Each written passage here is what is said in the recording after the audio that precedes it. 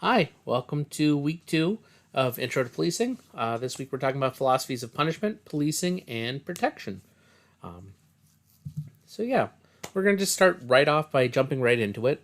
And so, we need to talk in general. One of the things that we've talked about in Intro to Criminal Justice, you hear it in every every criminal justice class you'll ever have, whether it's with me, with one of our adjunct, with Mr. Page or Mr. Brennan, or you take it anywhere else. This is a word that you're going to hear a lot, and that's deterrence. Deterrence is a big term in criminal justice. There's a couple terms that by this point you should be familiar with, unless this is your first class, in which case, hi. So deterrence really means to deter or to turn away from. So the whole general concept behind deterrence, as far as criminal justice is concerned, is that crime will be avoided if a punishment is severe, certain, and swift. Those are the basic tenets of deterrence, and obviously we can get into more specifics and talk about some of them a little bit more in depth in a little bit. But the general idea for deterrence is that the best way to prevent a crime from happening is if the punishment is bad enough that someone doesn't want to do it. It deters them away from it. And so that's why the severe component of deterrence is important. If a crime is not punished severely enough, then is it really that bad? One of the classic conversations that people have said before is if your punishment is just to pay a fine, it's not illegal. It's a pay to do it. And so, yeah, if your punishment is just to pay and you can afford it, is it really a fair punishment? Is it a severe enough punishment? That kind of thing. The swift component of deterrence is also important. Is it something that happens right away? Does it happen 2, 10, 20 years later? Like, obviously, the faster the punishment is connected to the crime, the stronger that connection is made. So the severeness and the swiftness are two very key components that are part of the general understanding of crime deterrence. But the certain aspect, this is an important one that is pretty straightforward and obvious, but not everybody tends to think about it in this way. But a punishment has to be certain. And what we mean is it's not, it could be this, it could be that. No, it's certain. It is very direct. It has a direct cause. Anyone who sees it knows that this is exactly what it means. This is what the punishment is. It is not uncertain. It is certain. It is clear. It is concise. And I know that if I commit this crime, this is what my punishment is. So those are the three basic tenets of deterrence. And again, we'll talk about deterrence in a little bit. But one thing that we want to talk about, that I would like to talk about is this chapter in particular, and in this lecture, we do talk about theories of punishment, but that means we're also going to have some names. And I'll tell you right now, all the names that appear in the PowerPoint, these are all names that you should know for an exam. These are all names that you should be familiar with and have at least a basic understanding of what they added to the world of criminal justice. Okay? So, our first person is Cesar Beccaria, and he was from 1764. He was from the 1700s. He wrote this book on crimes and punishment, 1764, and his big thing was talking about deterrence. How do we deter crime from happening? And this was a big push. The first component of this is that the prevention over avenging a crime. We talked about it a little bit last time with the history, and if you've had other criminal justice classes, you probably are a little bit familiar with these concepts as well. But in the early days of criminal justice, all around the world, we didn't do preventative crime, we did reactionary crime. So the whole thing was we didn't try to stop a crime from happening, we punished someone for committing a crime. And so Caesar put forward this idea that we should be preventing the crime rather than getting a revenge or avenging someone for the crime happening. So this was a big shift where we started to see this rehabilitation focus, and that's why I say this is the other thing. Cesar Becerra is one of our first sociologists that come forward and say, hey, criminal crime and criminal activity is a problem, and instead of just trying to put a band-aid on it, let's try to fix the problem. And so that's where the focus was on, let's rehabilitate individuals and let's prevent crimes from happening rather than just simply reacting to it. So there's your first name of today's lecture. We'll talk about a couple other ones. Some of them might be review for some of you who've had other classes in CJ. For those of you who haven't, this will be interesting. So something else that we need to talk about with criminal justice is the concept of natural law. Natural law is that there are certain rights and wrongs that are universal. And what I mean by that is legitimately the basic breakdown of most people's general understanding of what is and is not legal comes from this concept of natural law. Yes, we have things that are societal right and wrong, but natural law is what things truly exist, what things do we see and we know are there. So certain rights and wrongs are universal. This is the ever classic killing. Killing is a universal wrong. Everybody can agree that coming up and just killing someone is a bad thing. Nobody's going to fight you on that one. For the most part, most people will agree that if you kill a random stranger, that's not okay. That is a wrong. That's this basic concept. That is what natural law is all about. That people have rights of life and there are wrongs in existence. And so here's where the first name that if you've had several other criminal justice classes, this will be review, especially if you took criminal law already. William Blackstone is important in this area. William Blackstone was a legal person who put forward some very big ideas within the legal framework and the law framework of how laws have to be put forward. But for this class, the focus that we need to have is that Blackstone's whole thing was that there were rights of individuals and the importance of judicial independence. So first off, rights of individuals, this is something that you got to know. This is the big impact that they have in general. But the other thing, the importance of judicial independence, the law has to be not separate, but it has to be understandable and unique enough that everyone can understand it. And so that's where laws should be clear, public, and designed for the greater good. This concept comes from Blackstone's idea of judicial independence and the rights of individuals. If a law is not clear, is not publicly known, and is not designed for the greater good, it is not a good law. But if it is clearly stated, it is publicly aware and designed for the needs of the most people, then it follows under this natural law of a right, a good thing.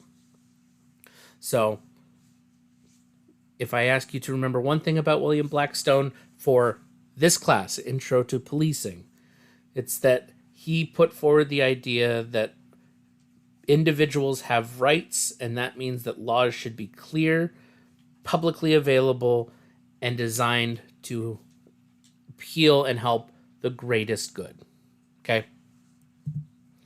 So, in speaking of the greatest good, a perfect little segue is we need to talk about utilitarianism, specifically Jeremy Bentham. So, you can see that even the title, he gets his own slide. The other two were part of a previous slide with other things, but Jeremy Bentham, he gets his own one. So that should tell you right now, very important. This is a name, this is a concept that you should know. So, We'll talk briefly about the image because it is actually our one of the bullet points on this slide, which is the panopticon. We'll talk about that here in just a minute. But so Jeremy Bentham and utilitarianism. The concept of utilitarianism is when making a decision, you aim for the outcome that brings the greatest happiness to the greatest number of people. Utilitarianism is not just personal decisions. Bentham put forward the idea that this should be made for legal decisions too. The best laws are going to be the laws that do the greatest number of good, the greatest number of people, the greatest good. So, if I asked you the very basic breakdown of what is utilitarianism, it's the ethics for the greater good. That is the simplest terms I can break it down to you. So, if I asked you on a quiz, how would you explain utilitarianism? If you said it's ethics for the greater good, I'd give you credit for it because that is what I'm asking you to remember. Obviously, there's more to utilitarianism, but that is the basic breakdown that I'm trying to get for you. As far as in regards to policing, in regards to the law, in regards to criminal justice, utilitarianism really is all about how can we make our laws apply to the greatest number of people that are going to do the most good. This is why I say, coming back to natural law and William Blackstone, laws should be clear, public, and designed for the greater good. This is the start of that kind of utilitarianism. And Jeremy Bentham is the poster child for it, but he also put forward the idea in the same way as a greater good utilitarianism. He designed the panopticon, which is something that was not developed in his lifetime. It was something that he designed and came up with in theory, but was not actually developed until after he had passed. But the panopticon is exactly what this image looks like. It is a design for a prison in which there is a singular guard tower in the center with a full view of all the prisoner cells.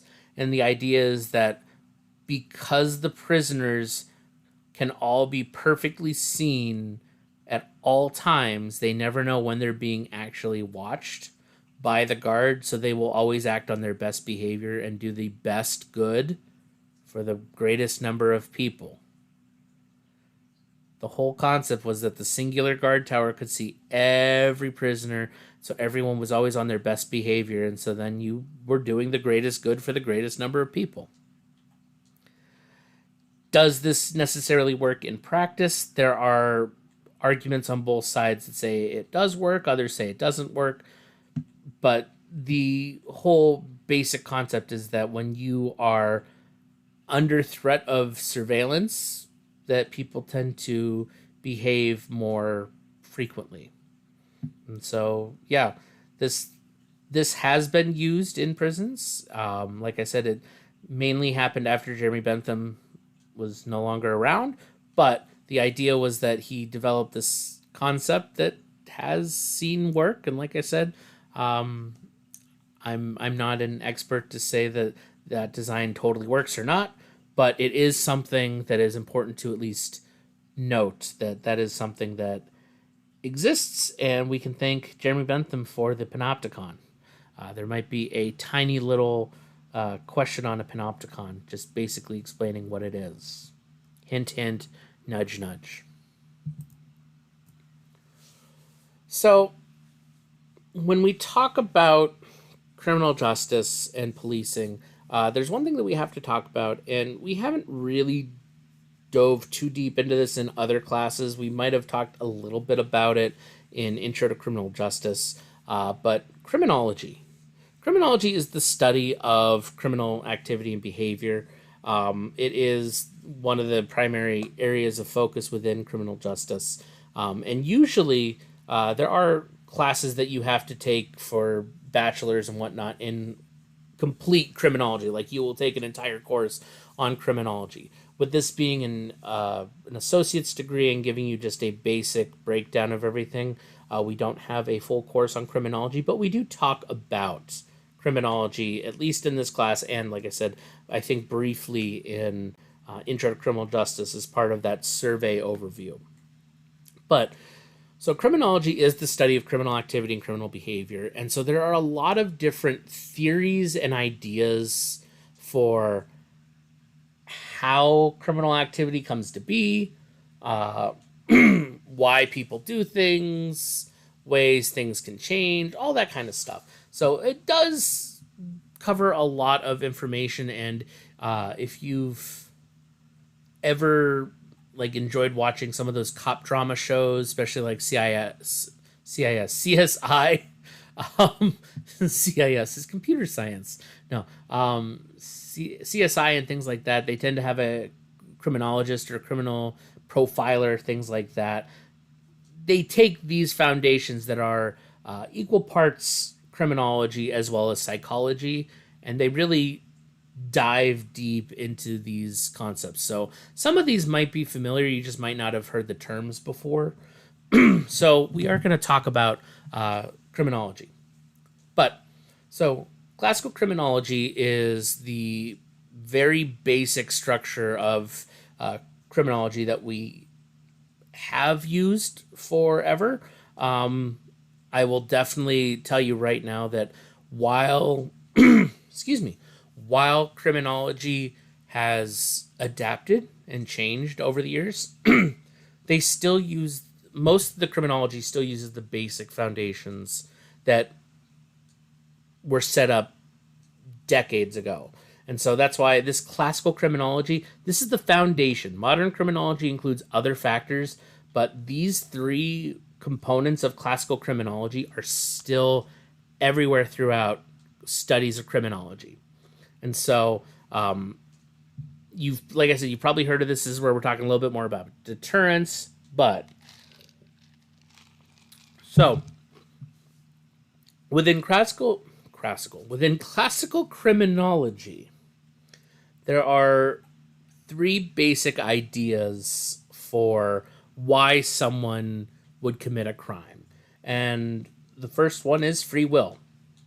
The first theory of classical criminology is that a person chooses to commit a crime not because they were forced to. Okay? Free will is a concept that I'm sure most of us are familiar with.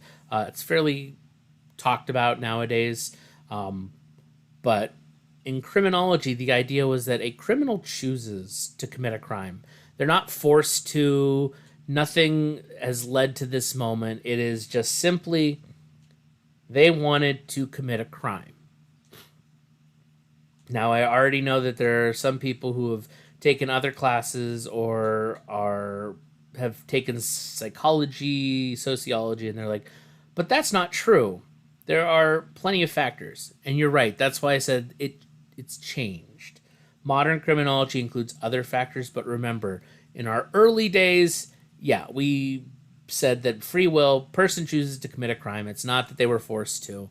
Obviously, there's a difference between coercion where, someone is actually like threatened to do it, but we're talking actual free choice. The other component of classical criminology that's really used is rational choice theory. And this is the basic idea that when an individual is faced with a crime, they weigh the pros and the cons of committing a crime.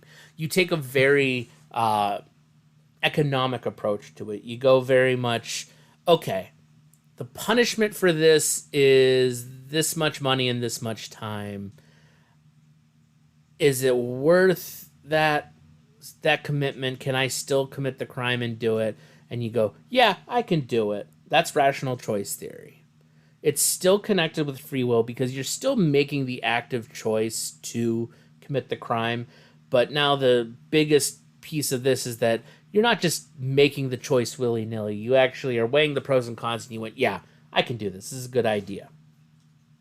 But then again, going back to what we were saying earlier, deterrence is a big factor in all this.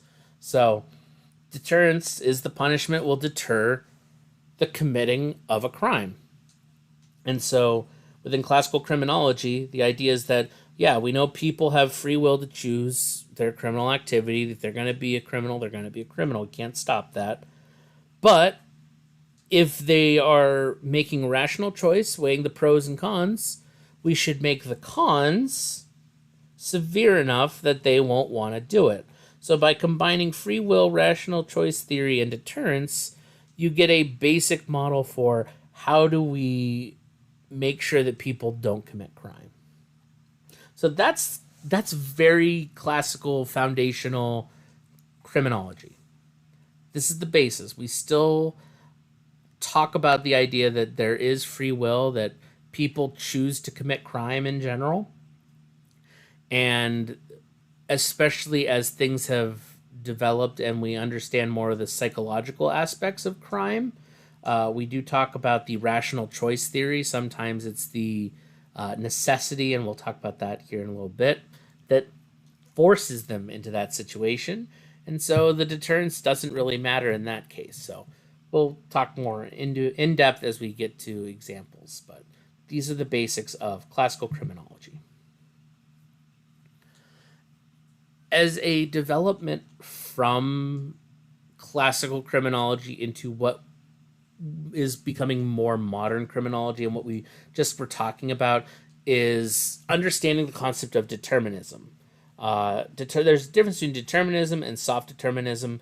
Determinism is that there are various factors beyond the individual's control that can influence the likelihood to commit a crime. But soft determinism, there are outside factors, but it's still the person's free will to choose. So for the most part, across the board, the shift from classical to modern criminology comes from this concept of determinism. We understand that free will is a part of this, but we also understand that there might be other factors. So there are some diehard psychologists and criminologists that will absolutely believe that determinism, that various factors beyond the individual more than likely cause the influence to commit crime. But soft determinism is the way to bridge that gap between the classical punishment style of, people choose to commit crime, they should be punished severely, whatnot, versus there are things outside of their control. It's that nice little neutral ground. So, as we shift and get more towards the modern criminology, we need to start talking about the specific areas. And so we will break it up into different parts. But so we're going to talk about some biological theories. And something to note and to keep in mind for yourself is that all of these that we're going to talk about, all these different biological, psychological, socioeconomic, all these things, they are all researched. They are all done via actual investigation, using data, supporting things like that. But it also is complicated. It's complicated data, and we'll talk about it as we get into it. So we'll just dive in. So biological theories. So there is this whole grouping of data that's about the genetic influence on crime. There have been numerous studies, specifically twin studies and familial, interfamily studies, where they're looking to see, just because person A commits crime will person B commit a crime, things like that, and they do it with families and twins. Well, yes, there have been studies, and for the most part, there have been some connections made, and that's why I emphasize with the italics here. There may be a connection, however, it's highly controversial and oversimplified, and that's the main argument about genetic influence on crime. In twin studies and in family biological studies about a genetic influence on crime, the data is too neutral. It doesn't sway fully one way or the other. So it's one of those, there may be a connection there, but at the same time, one of the most complicated parts of it is that we are oversimplifying the complexity of human nature and how genetics and biology works. And so by saying there is a crime gene that people have is not a fair and accurate saying. It's not a fair and accurate reflection. So while there may be some genetic influences, it's we don't have complex enough and complete enough data to make a finalized decision on it. But it is important to note that there have been tests and studies on it, and for the most part, there have been connections made. So it could just simply be from other factors, which we'll talk about, or it could be biological. Within this own concept, there's also under biological, there's neurocriminology. And specifically, if you don't know your Latin roots, neuro is mind. So we're talking about brain chemistry and how the brain works. And so there have been several studies that have actually shown that brain scans done on people who have committed crime versus a control a person who has not committed a crime, there have been several studies that have revealed that there are changes in the way brain activity works in those who have committed crime. And they've identified areas like self-control, decision-making, and moral reasoning to be three key areas that people who have committed a crime seem to have a lower ability in. So they have less self-control, they're not great at decision-making, and their moral reasoning is a lot lower than those in a control group. Again, this is controversial and very oversimplified response to the data. Humans are complicated, complex creatures, and to simply say that this is the answer, the one-all, be-all, is difficult. It's not an accurate piece. And so it's important to take note that while these biological theories have something to say and might have some long-lasting results and could actually be important in the future, as of right now, these are all very oversimplified and highly controversial. Within the biological theories community, there are also some concepts about physical anomalies. Modern days physical anomalies that are present at birth, things like hormonal imbalances and neurological conditions, those are the things that we're starting to study at the genetic level. That's why I say the genetic influence on crime. Yeah, they're doing family and twin studies, but it's also looking at abnormalities at birth.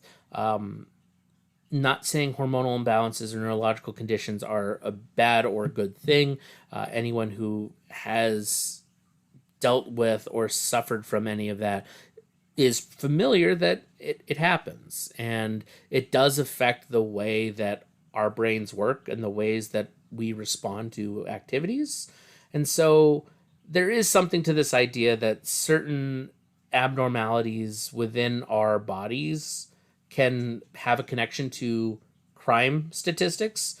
So there is that potential of a genetic influence. It might not be family and twin studies. It might be more of just how the brain chemistry works. But we will hopefully get there eventually. But we are too early in the history of exploring the human genome, genetics, and the human brain to be able to properly and effectively dive into this. But I want to talk about it because it's always fun to bring it up. Physical anomalies and biological theories, one of the oldest ones that if you're a fan of shows like Simpsons and whatnot, there have been references to this time and again. But phrenology used to be a agreed upon and accepted practice in criminology, and it has long since been debunked. It is known as a pseudoscience. It has no scientific value, but it's something that's part of the history of criminal justice and part of criminology, so it's important to mention it. But so phrenology was the idea that the shape of your skull, the way that your brain and your skull formed, would tell you things about a person psychologically. So, like, in completely serious, it was things like the front part of your cranium, the front part of your head might be slightly enlarged, and so that actually means that, oh, you have a higher possibility of committing this type of crime, or oh, because you have a broader set of eyebrows, you are actually a less intelligent person. Phrenology was very much just, for lack of better words, pulling crap out of your butt.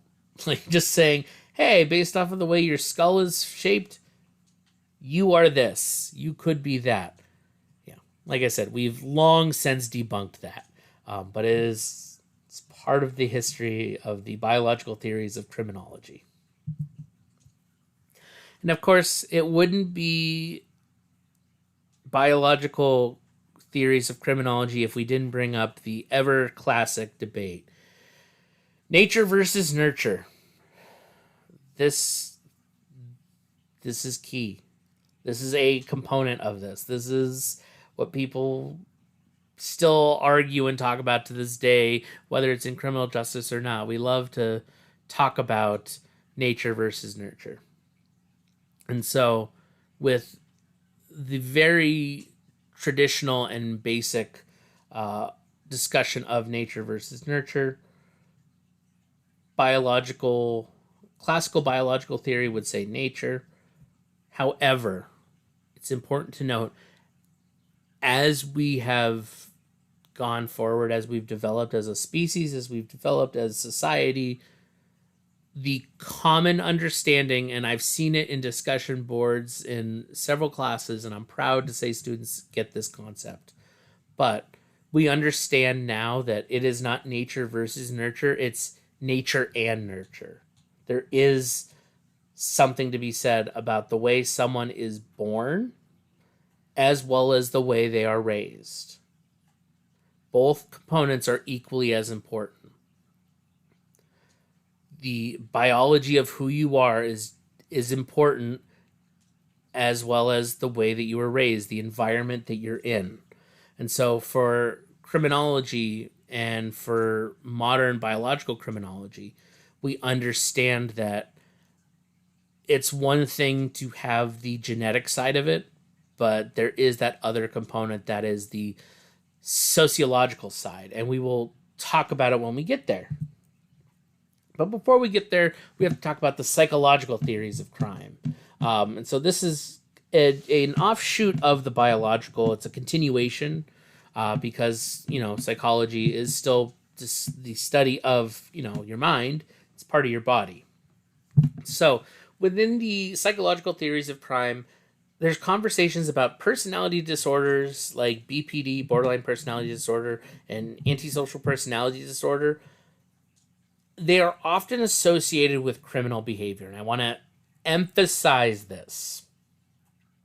Just because a connection seems to exist doesn't mean it exists. There is a lot of misinformation, misunderstanding, and a lack of full development and understanding of some of these personality disorders. We still have some stigmas associated with them that are inaccurate.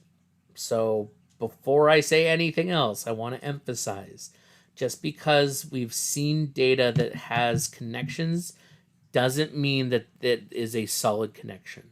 Its correlation does not equal causation. Okay? That being said, there have been studies on criminal behavior that shows that a good number of individuals who commit crimes, and depending on the severity of the crime and what the type of crime is, so we know, which we'll talk about in psychopathy model, but murder people tend to have some kind of mental health disorder connected with it. And so, is there a connection? Yes. Does it mean that the personality disorder or the mental disorder or whatever causes the criminal behavior? No. That's the important piece to get. Just because there's a connection doesn't mean it causes it. Having a mental disorder does not mean that you are a criminal. If you are a criminal, there is a chance that there is a mental disorder. Not saying that you have one. Not saying that that is exactly the way it works. But this is why understanding how psychological theories of crime is important and understanding the difference between a correlation and a causation. Correlation, there's a connection. Causation is directly the cause for something. So yeah, personality disorders are something that are often associated with criminal behavior like theft, assault, murder. Those things tend to have a decently high connection with personality disorders. And so the psychopathy model in particular is definitely connected with murder. And so in the psychopathy model, when looking at mental and personality disorders, you tend to see certain things show up, and that's a lack of empathy, an increase in manipulativeness, and a superficial charm that the individual has. That seems to suggest to a general criminologist that there might be a criminal connection. They might have committed crimes. If you're a true crime buff or someone who absolutely loves cold cases, specifically of like serial murders and things like that, you are probably very familiar with the psychopathy model because a lot of serial killers and serial assaulters, things like that, people who are routinely committing these types of crimes that are, going back to our natural law concept, wrong, there tends to be a connection to this kind of stuff. So it is important to kind of think about that. But here is an interesting component of psychological theory that ends up being a perfect branch to the sociological theories of crime. And that's the concept of intelligence and criminality. There are several studies, and the data itself is largely controversial. And it's because low intelligence tends to be connected to a large number of crimes. Please note, when talking about the psychopathy model and talking about especially serial murderers, they tend not to be low intelligent, they tend to be highly intelligent. So that's why I say it, not all crimes, but in general, according to the data, lower intelligence tends to be connected to a large number of crimes, assaults, theft, things of that nature. However, and this is why I said the data is controversial, education, socioeconomic background, and mental health are all key components of this that are also direct factors into criminality. From the socioeconomic standpoint, which we'll talk about when we get into sociological theories of crime, low education, a low socioeconomic background, and an increase in mental health issues, that's a perfect storm of causing criminality, according to psychological theory, according to socioeconomic theory. Like, legitimately, these things work together. So while we are talking about them as like large groups, biological theories, psychological theories, sociological theories, which, yeah, there we go. It's 2 slides away. They're not in a vacuum. When they were coming out, they were mostly a vacuum. We were trying to discover what has caused this. What is the connection here? Nowadays, as we understand and we have this large set of knowledge, we know that they're connected. We know that these aren't things that are just, oh, it happens to exist. No, there's a long range of it happens, it works. We know this.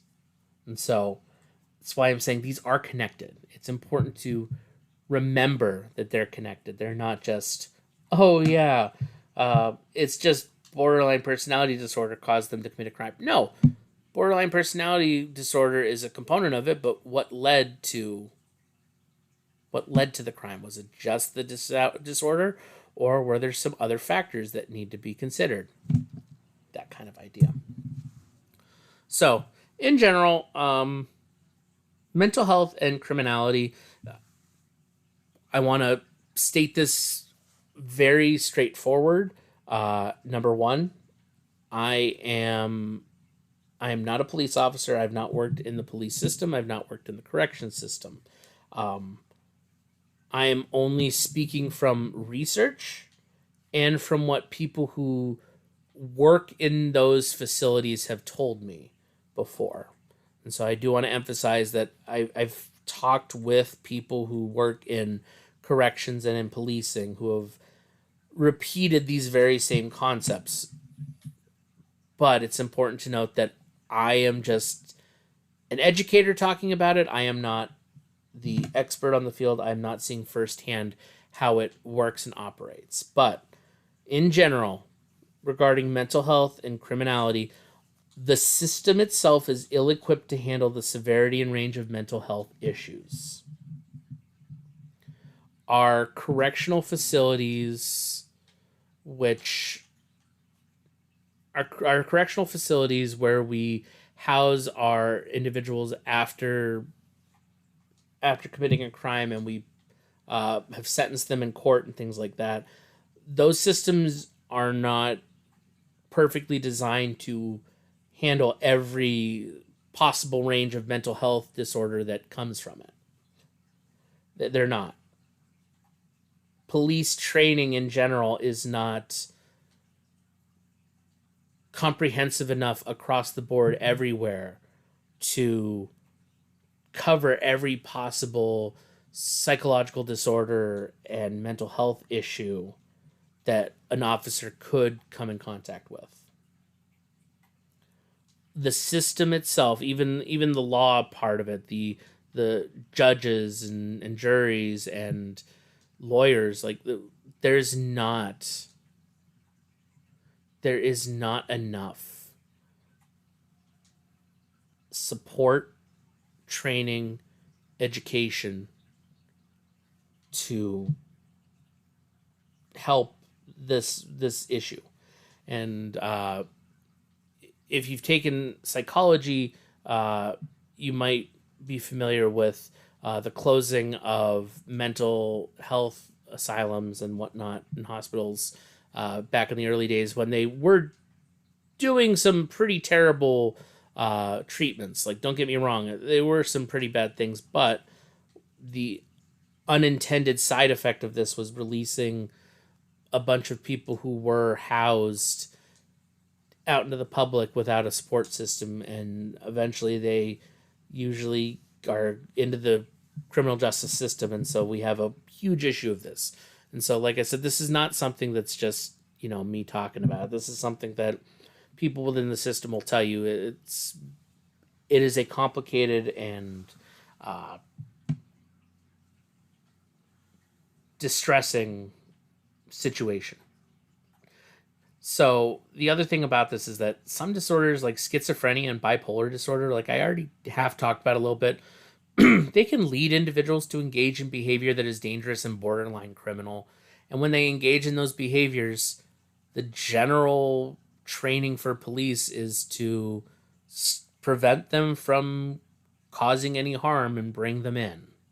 So yes, this is a issue, but at the same time, this is how it operates. And it's the unfortunate reality of the way our system is designed with this in mind. It doesn't account for this component. And so I want to emphasize this as well. Goes back to what I was saying earlier. Just because this happens doesn't mean having a mental health issue makes you a criminal. Just because there are studies that make connections, just because things happen doesn't mean that having a mental issue makes you a criminal. Just because you're a criminal doesn't mean that you have a mental health issue. But these two things are deeply connected at a neurological level, and we do not have enough studies to really explain it at this point. So, sociological theories of crime. Look at that. I have something very important that is asterisked. Well, it's quadruple asterisk. 2 at the beginning, 2 at the end. The impact of class and family. When we talk about sociological theories, I'm going to tell you right now, this might be a question on an exam, like a midterm or a final. Hint, hint, nudge, nudge. While biological, neurological, all these theories of crime and criminology and how things happen, we understand that it's complicated. It's not just one component. It's more than one. Well, what we find when we talk about sociological theories of crime, when we talk about the sociological side of things, and sociology is the study of human interaction and behavior. It's societies, it's groups of individuals. We find that class and family are two of the most important components in a potential criminal life.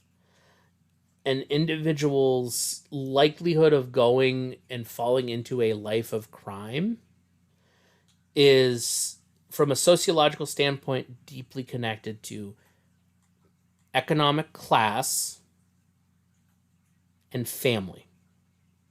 If there is a supportive, present family, and there are close bonds and ties, there tends not to be as high of a criminal behavior. At the same time, higher socioeconomic class, more general money, well-being, things of that nature, tend to decrease crime. In general, from sociology, we understand that when people have the means and the supports in place, crime goes down. Let me say that again and hear me closely. When people have the means and support, crime goes down.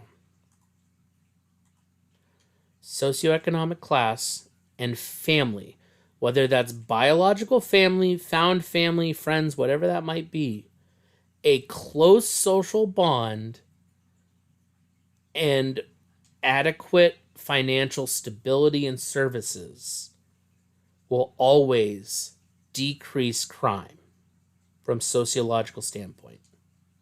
Okay? So, within the overarching area of sociological theories of crime, there are a couple specific pieces that we need to talk about. And so there's social disorganization theory. And this is a very straightforward concept that crime occurs more likely when communities have weak social ties, poor institutional support, and high levels of transience. So coming back to the impact of class and family, which you're going to see in all of these, and we'll talk about endlessly, but weak social ties, if there is no connection between people, you're going to see crime be popular. Because people are not islands. Despite what people say, I am an island and I don't need anyone. Realistically, humans need connections. People need to connect with other people. And so when there are weak social ties, we'll find them, whether that means we go into crime or not. Poor institutional support. if there is not support to help people, if there is not a network designed to help people survive and thrive, crime is going to be more populous. And then high levels of transience. This is one that's interesting. It's connected to this weak social ties. But so transience is the idea that an individual is they're not staying there in one place. High levels of transience means that they have people coming and going all the time from the area. When you don't have a core group of people there to watch out and look for things, yeah, you're going to have an increase in crime. It's pretty basic, actually. But so the social disorganization theory literally goes with the idea that if things aren't properly working and organized within that little group, crime is going to run crazy there. It's kind of there. So strain theory is another part of sociological theory. Strain theory is that crime is a result of strain of not being able to achieve societal goals. So when I talk about strain, we're talking about like extra pressure, uneasiness, things of this idea. So strain theory is that when a group of people aren't able to reach goals that they should be able to reach, which depending on your age and your current situation, you might be familiar with this kind of concept. But currently the housing issue among a lot of millennials and Gen Zs who are old enough to have a house, the idea that I'm never going to be able to own my own house makes committing crime look a lot more promising because, hey, I can't reach my goal the legal way. I might as well do it the illegal way. That's strain theory. When we aren't able to do things that we should be able to under normal means, we will find a way to do it, even if it means we got to break the rules. That's strain theory, plain and simple. So we also have this one, which is a little bit different to explain, but anomie. Not anime. Anomie.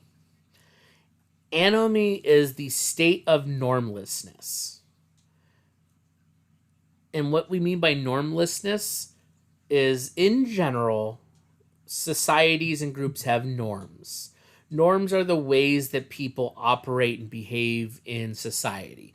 We do things certain ways. We don't talk about certain things. All that kind of stuff that, some people get really frustrated with and other people are like, yeah, no, I totally get it.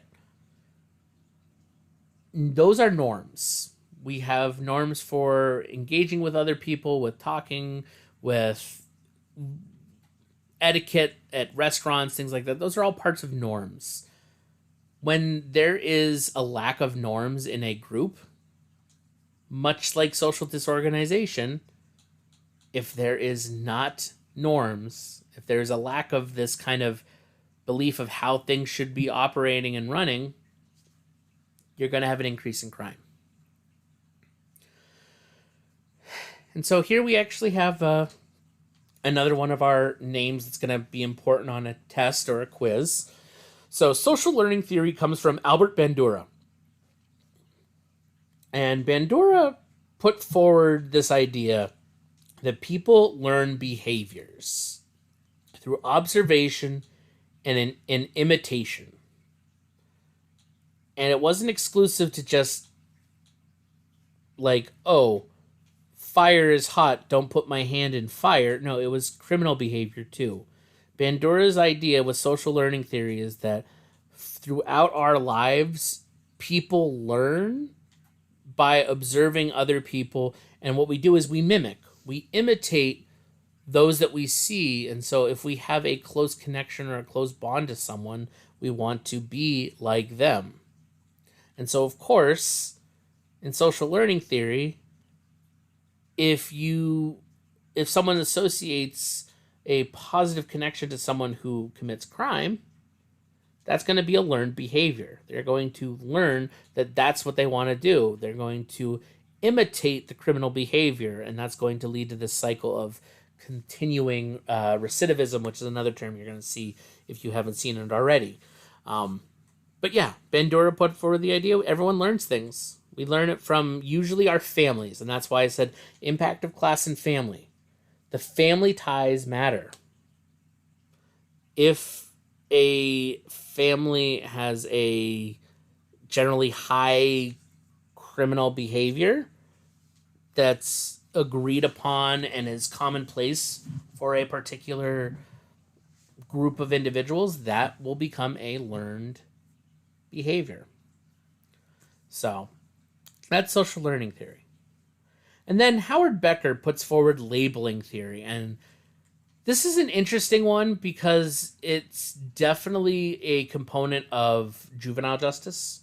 So if you've taken juvenile justice, we might have talked about this. We might not have gotten deep into Becker, but labeling theory is a thing that we as people actually do kind of have a problem with, and that's the impact that labels have on individuals.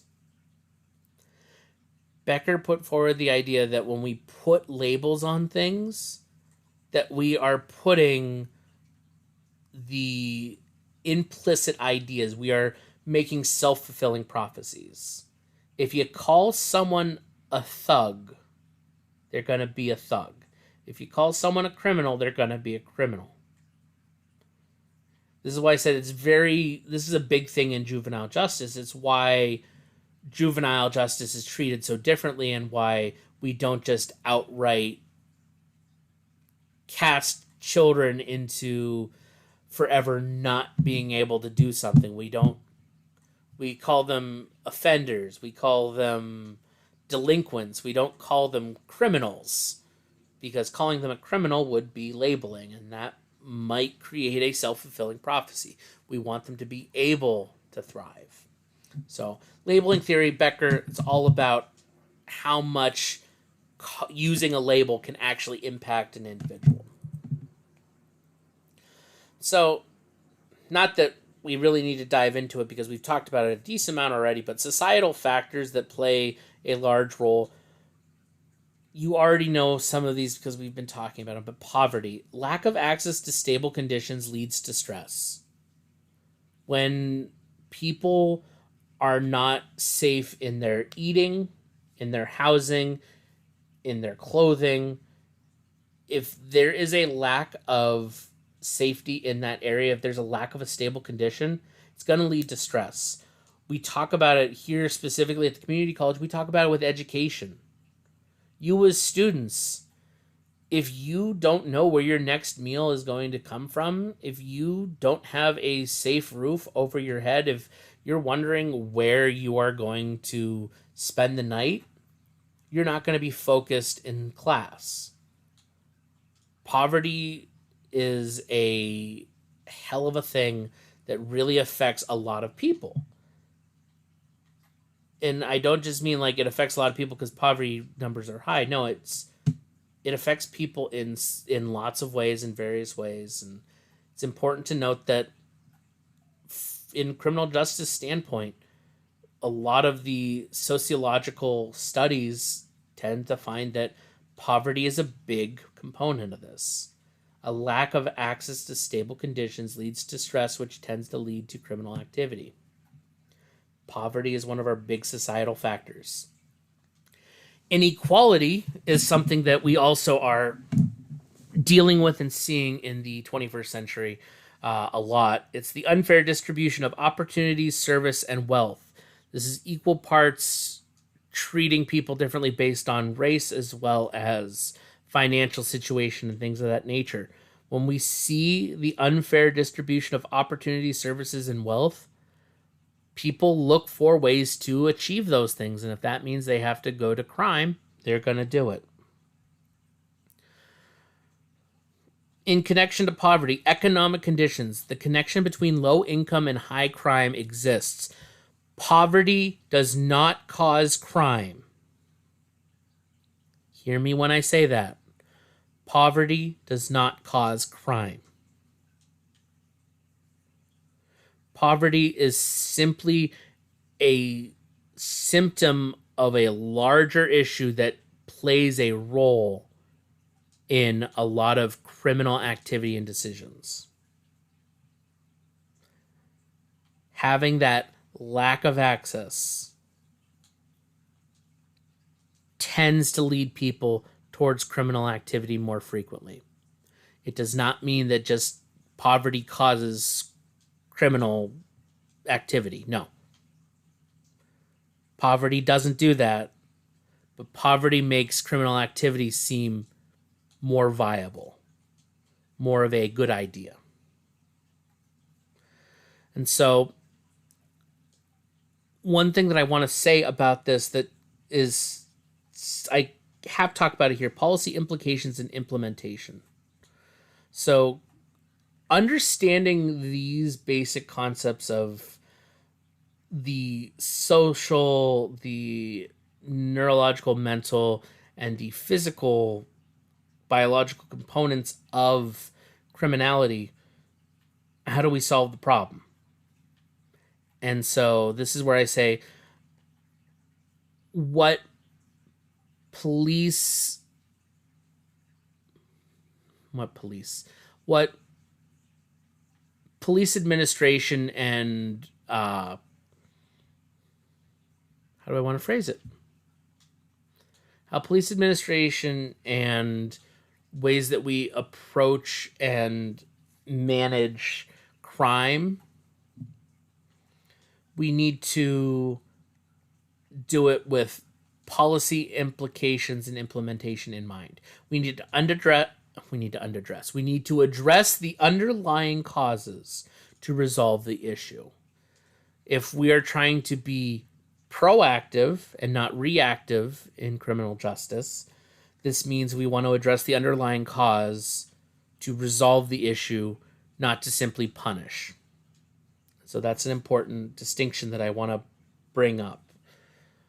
There have been several studies, and a lot of it comes down to equal opportunity, removing poverty, and things of that nature tends to make it work, make a lot of this more manageable. So within the realm of criminology, there's crime science, and this is fairly new.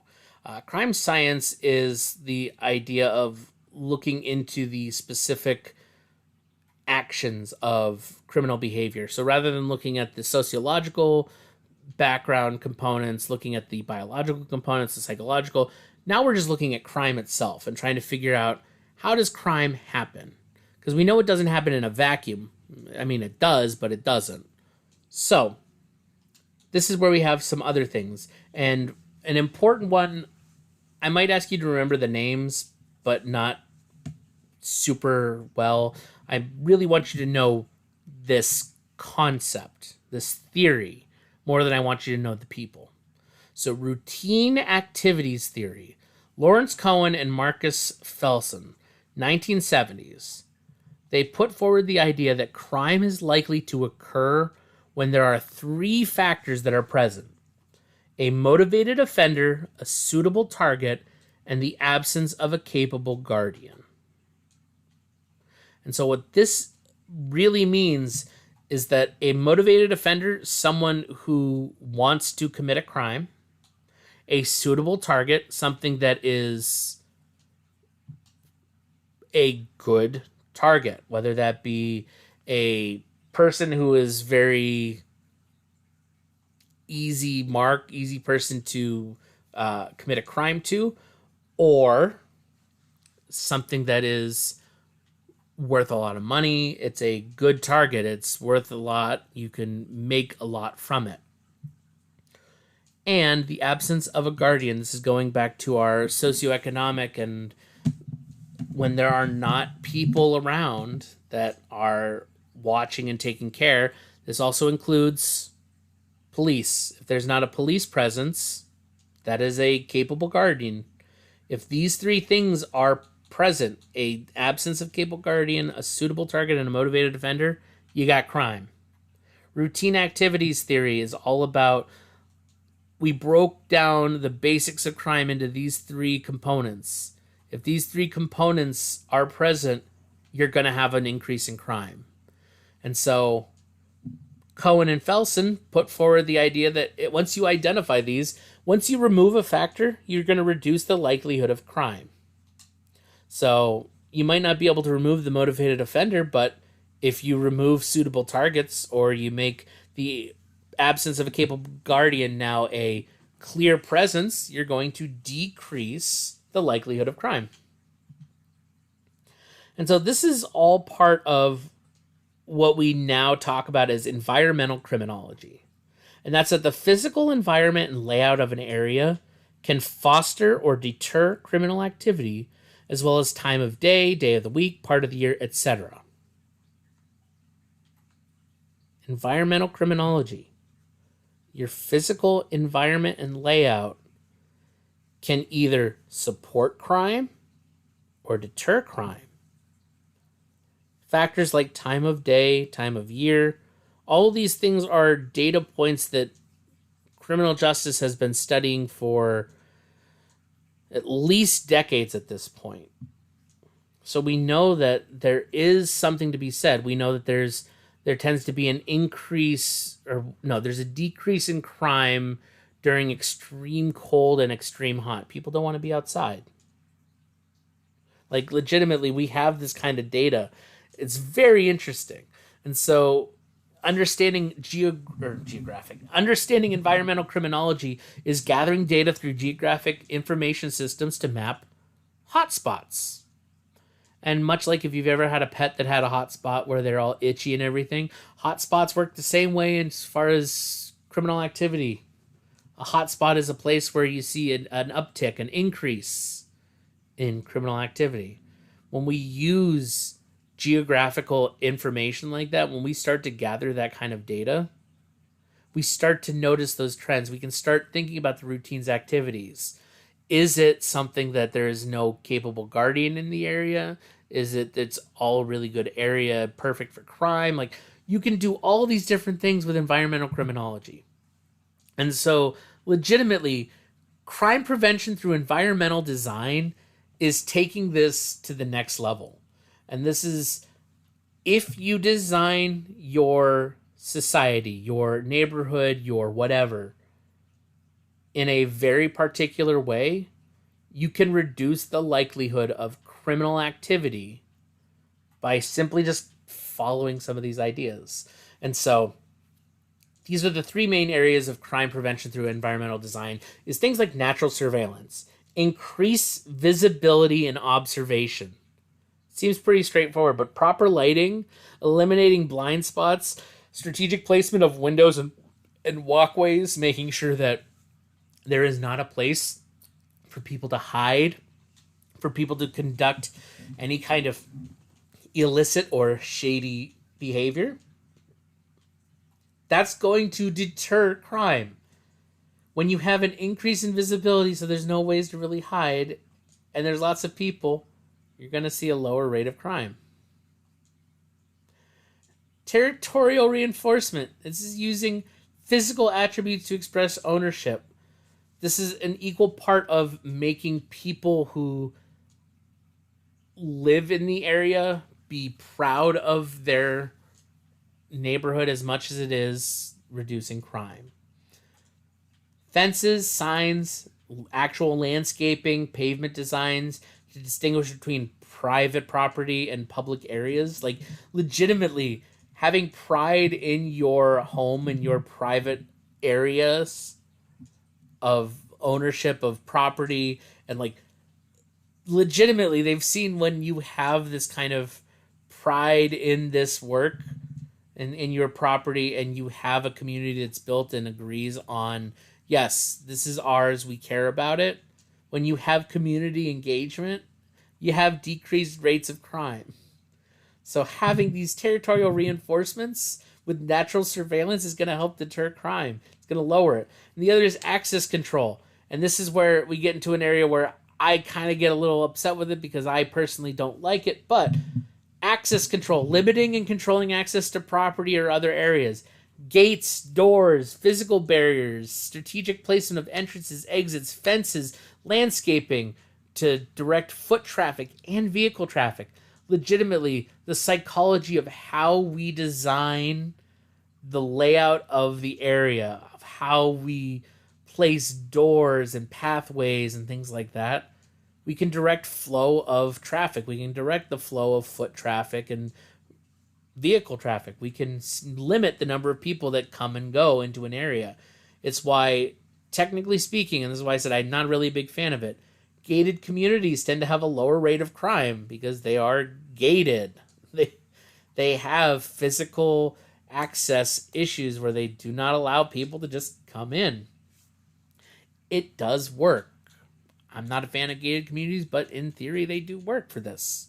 So yeah, just wanted to say, like, understanding the environmental aspects of this is surprisingly like a complex and complicated thing, but it's really interesting. If you've ever thought about like interior design or landscaping design or things like that, this is part of it. This is a weird little subset where criminal justice plays into this area. So if you wanted to find a interesting career and you wanted to do something that not a lot of people do, you could pretty much go into landscaping for this. It might be something worthwhile. I don't know what the market is like, but it's something worth thinking about. But with that being said, now we shift gears yet again, and now we're going to talk about styles of policing. Because remember, we're talking about theories of punishment, theories of policing, theories of security, of protection. We talked about a lot of those, and so now we're getting into the policing. So here's a big name that you should know: James Wilson, James Q. Wilson. If you just remember James Wilson, I'm fine with that. But James Wilson in the 1960s put forward this idea of 3 distinct policing styles, and this came from research looking at several different police departments all throughout the United States, all in different areas and jurisdictions, and found that for the most part, every police department fell into one of 3 styles: either the watchman style, the legalistic style, or the service style. And really, the style that works best for a community depends on the community. And so Wilson's 3 policing styles: the watchman style is all about community engagement and visible presence. This is, in small communities, this is the perfect thing because you know the police are there, they're actively engaged in with the community, and so you're like, yeah, I know that the police are there and I know that I can trust them. The legalistic style is often seen in larger urban centers with lots of diverse communities. So Erie City is a legalistic style of policing rather than a watchman style. And so the legalistic style is strict adherence to the law and established procedure. You follow the rules to the T. Watchman style is very much community engaged. Legalistic is we follow the rules by the book. The service style is all about building trust and partnerships with the community, collaborative with civilians. So it's not just being engaged with the community, it's working with the community. And this can actually be a style that's really helpful for communities who are facing complex social challenges. And so we're going to talk about each one of them a little bit more in depth. So the watchman style is when residents share a sense of trust with the police and feel comfortable approaching officers.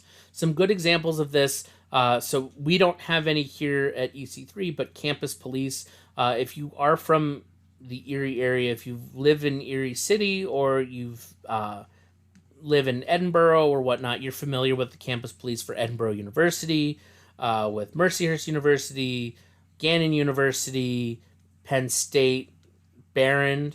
They all have campus police. And the style of campus police is the watchman style. They're clearly identifiable and they are there to help serve the college community?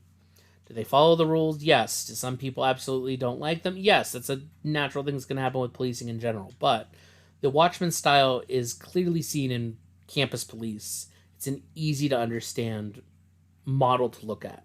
Other things to think about are park rangers. Park rangers are very much like a Watchman style police. They maintain control and operations of a park, and they enforce rules. They are a police group. They're just not a militaristic police group, which we'll talk about later.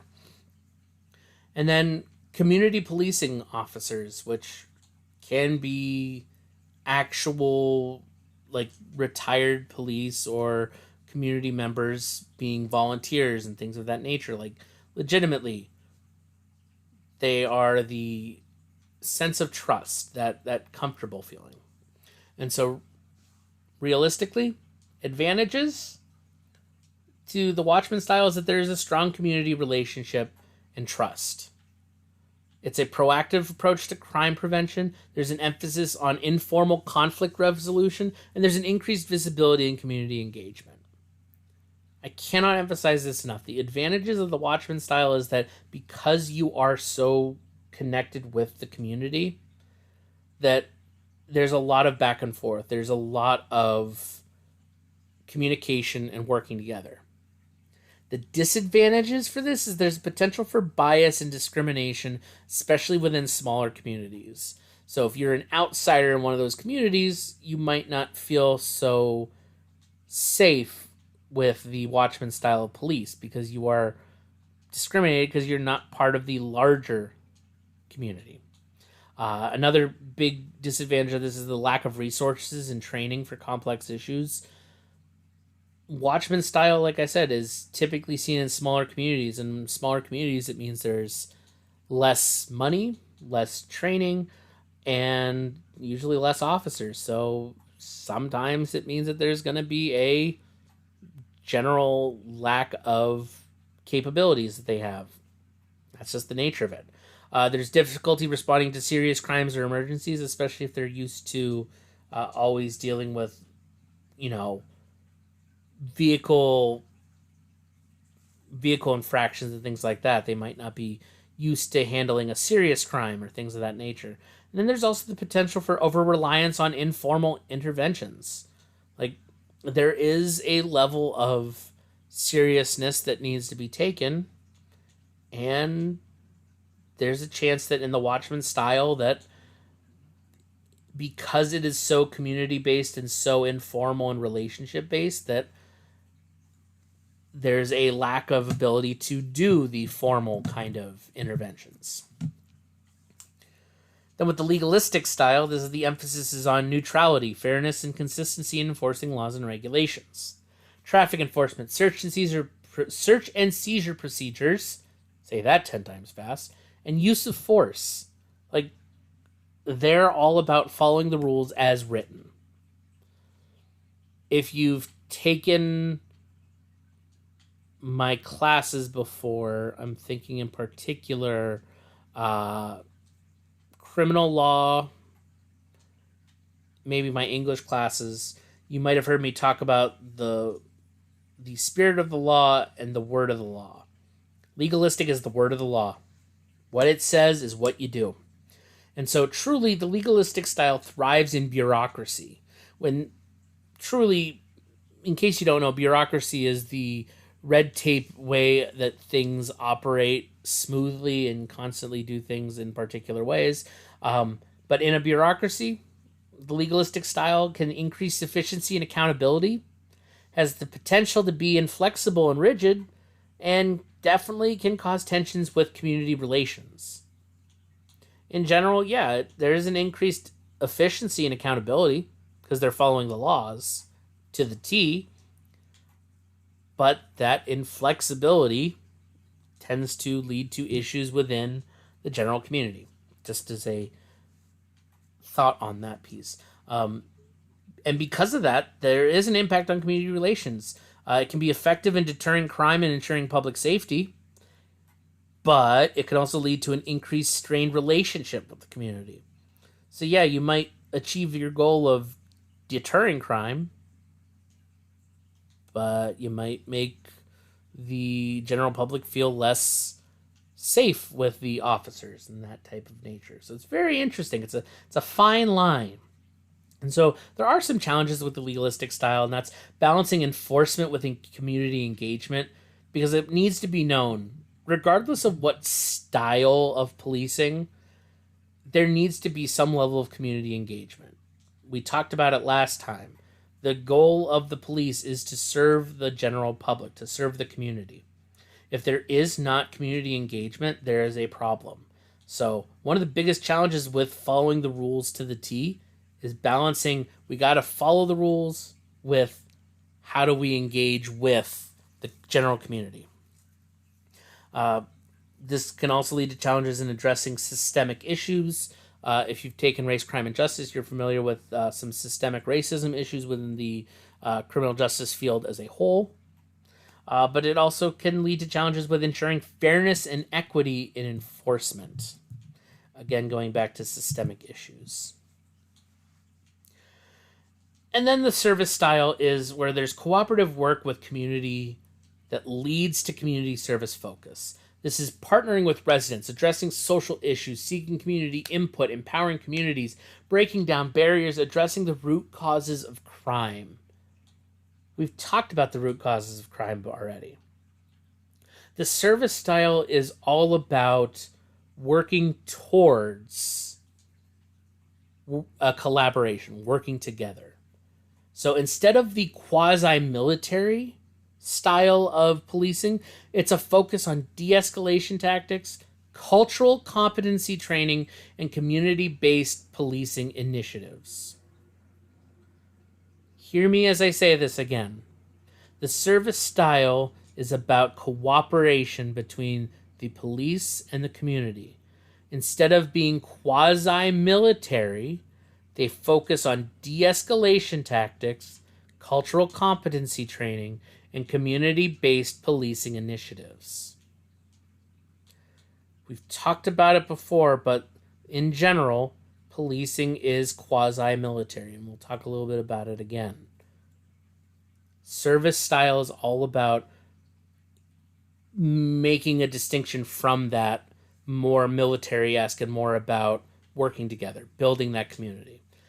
This style only works if there is strong community engagement, sufficient resources and training, and organizational supports. A police department can want to do the service style, but if there's not strong community engagement, it's not going to happen. If the local, regional, whatever organizational group doesn't support it, it's not going to happen. If there's not enough resources and training for it, it's not going to happen. If the community wants it but the police don't want it, it's not going to happen.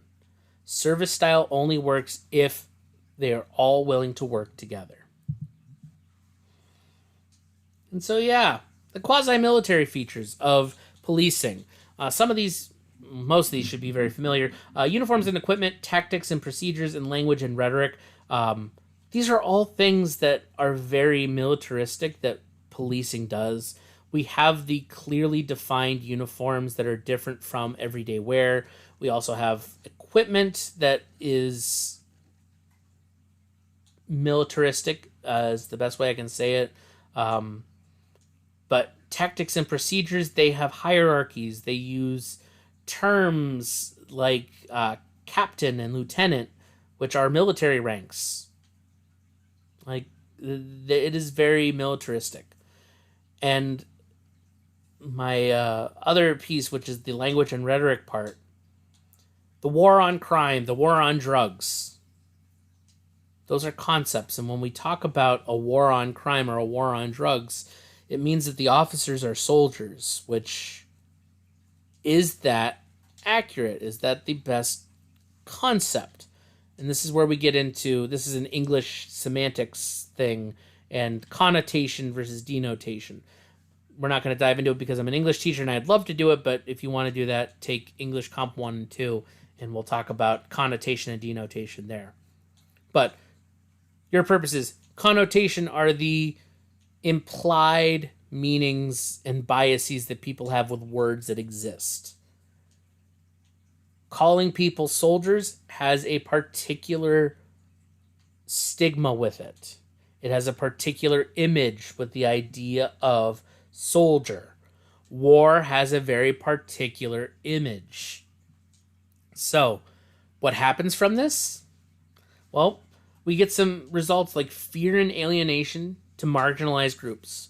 People who are not in the majority tend to feel fear and separated from these kinds of military figures, especially if they're coming from other parts of the world where military is not a positive thing. Erosion of trust from the community. If the community sees the police as a military force, they're not going to see them as there to help them. They're going to see them as a force. That's not a good thing. Limited problem solving. The focus on immediate response and suppression, not long-term solutions. Again, going back to our concept, community-based policing is all about solving the root problems by working together.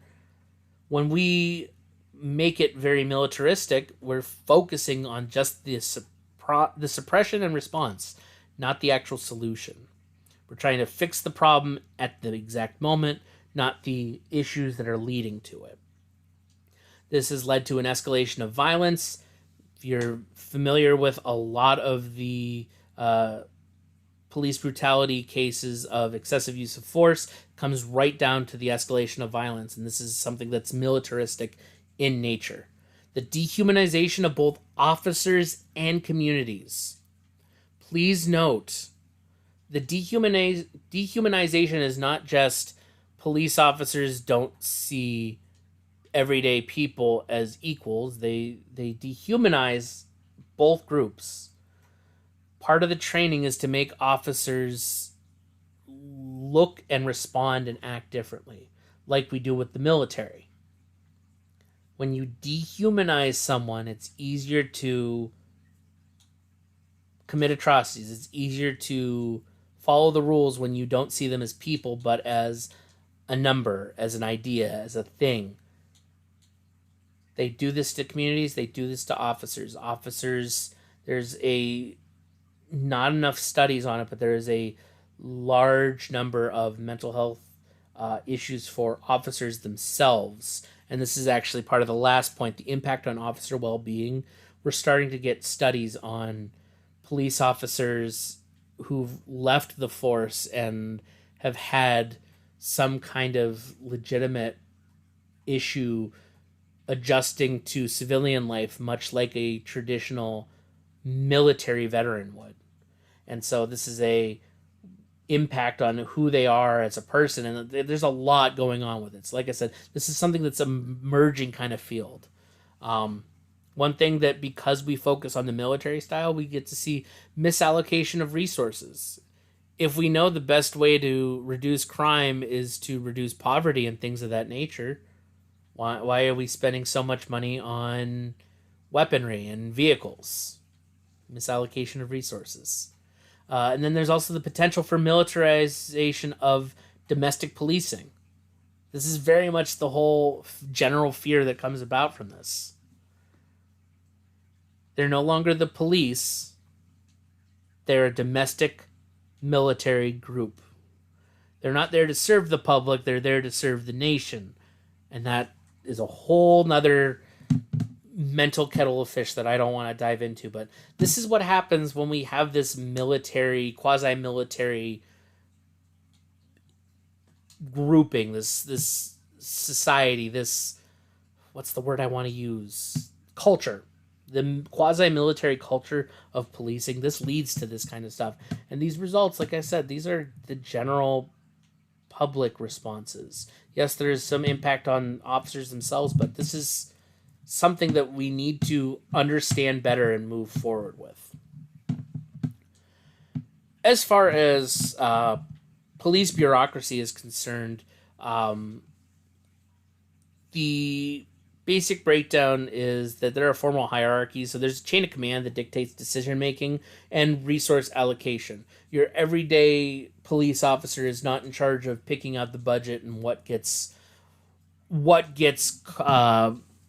surveyed, what gets monitored and things like that. No, there's a hierarchy. There's a chain of command. One person makes a decision that tells where people are going and how things are being spent.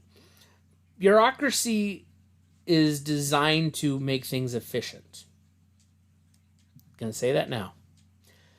So a part of police bureaucracy is also standardized procedures, policies, and protocols to guide actions. So consistency and fairness. Legitimately, this is the idea that if an officer does a stop and search on you, they follow the rules. Like there is a standard protocol for doing it. That it's always going to be a 2-officer protocol. And actually, so here in Erie, for the most part, I know we did change for a while. I think it's still this way. But I know in Erie City for a while, they were doing, one of their policies was any kind of stop had a 2-officer requirement. So one officer might have talked to you, but they waited for a second officer to arrive as backup in case of any escalating issue. Those are standard procedures types things. And division of labor. You create specialized units to handle specific tasks. You have your parking authority. You have your detectives. You have your... In Erie, we have the scuba squad. It's not really the scuba squad, but it's the scuba team. Their whole purpose is to investigate crimes that are happen out and need to go into the lake and the bay and whatnot for. So, like, legitimately, division of labor, this is a police bureaucracy thing. A well-managed bureaucracy can increase efficiency, enhance effectiveness, and foster trust and legitimacy. Obviously, a mismanaged one will do the opposite. Decrease efficiency, decrease effectiveness, and create distrust with the police force. So, yes. This is where we are ending for today, is talking about reducing fear of crime. Okay? Fear of crime, while not as important as crime is, and I mean like in handling it and dealing with it, it's real and is important. Reducing the fear of crime for a community is integral. Coming back to this idea that we work together, by identifying what is causing the increased fear of a crime, the solution to reducing it comes from best practices for the underlying cause for the increased fear. AKA utilitarianism. What works for the greatest number of people for the greatest good. How we find this is through community feedback and engagement. This is why I say everything that we talked about today, all of these theories of policing and crime, they work in tandem. They're not just something that exists in a vacuum.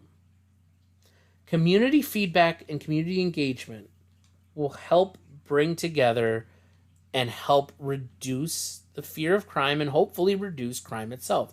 Crime prevention strategies, community policing, education. Those are the 3 main ways that we reduce fear of crime.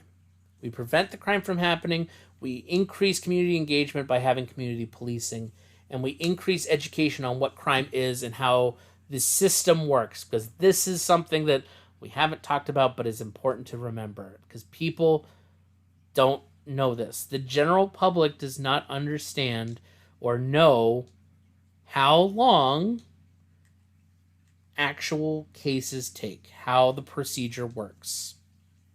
It's important to note that education is a key component, not just for reducing recidivism in criminals, which is a whole thing. If you've taken intro to corrections or whatnot, we've talked about it there. But education helps reduce the repeating of crimes for criminals. But it also helps reduce fear of crime for the general public. When they understand how things operate and how they work, it makes it a better environment. So, yeah. That being said, this was a fairly long lecture, and I apologize now. It was definitely longer than I expected it to be, but we did get into some theories of crime and whatnot, so thank you very much. I will see you all in the next video.